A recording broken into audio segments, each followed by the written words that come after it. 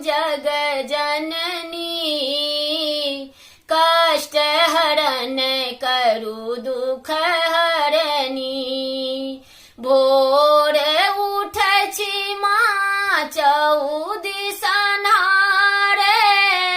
कसर नागत तोरे द्वारे।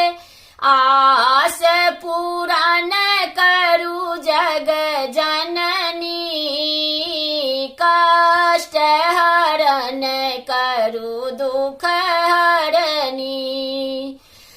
कष्ट हरण करु दुख हरनी।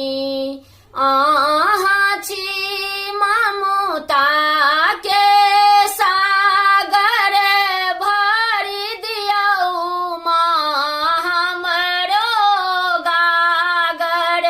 आचर तर राख लिया जग जननी आचर तर राख लिया निज जननी।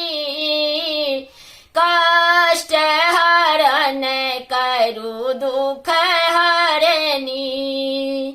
कष्ट हरण करु दुख हरनी।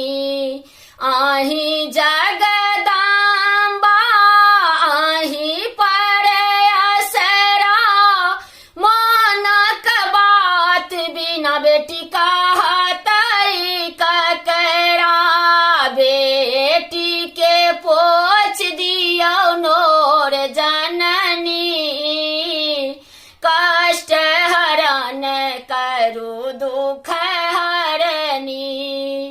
कष्ट हरण करु दुख हरनी। कथी ले जनम देलौं जग जननी कष्ट हरण करु दुख